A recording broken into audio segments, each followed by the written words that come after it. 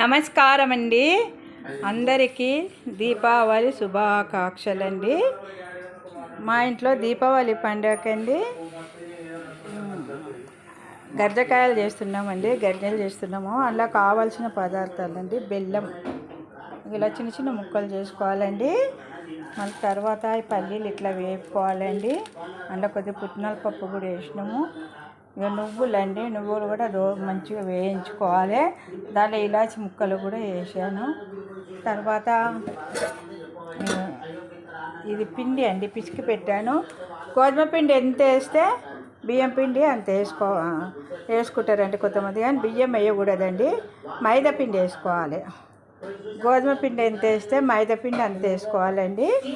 మంచిగా ఇలా గట్టిగా పిసుకొని ఒక గంట సేపు నానబెట్టుకోవాలండి. ఇవి మాత్రం ఇప్పుడు మిక్సీలో వేసుకోవాలండి. ఈ పప్పు ఇది రెండు మిక్స్ చేసిన తర్వాత అందులో కొద్దిగా బెల్లం వేసుకుంటే మంచి పొడి పొడిగా అవుతుందండి. ఓకేనా? నేను మళ్ళీ చేసి చూపిస్తానండి. దాని తర్వాత ఇందాక నేను గర్జలు చేస్తాను చూపించిన కదండి. మసాలాలు ఇలా మిక్సీ చేసుకోవాలి. ఇట్లా కనిపిస్తుంది, ఇట్లా మిక్సీ చేసుకోవాలి. మిక్సీ చేసుకొని ఇట్లా సన్నగా చేసుకోవాలి.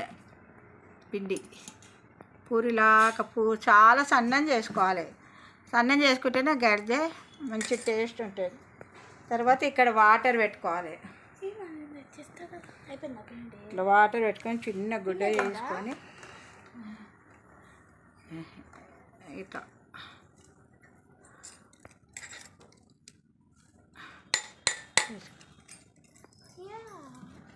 ఇట్లా చేసుకొని మంచిగా ఏంటంటే ఊడిపోకుండా ఉండాలి. మంచిగా ఇట్లా గట్టిగా మనం నూనెలు వేస్తే పొరలాగా ఇచ్చుకపోతాయి. అందుకే మంచిగా గట్టిగా నిదానంగా చేసుకోవాలి. చేసుకొని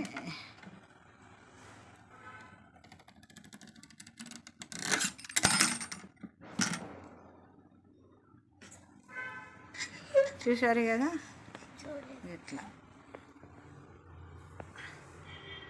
ఇలా గట్టిగా చేసుకోవాలి.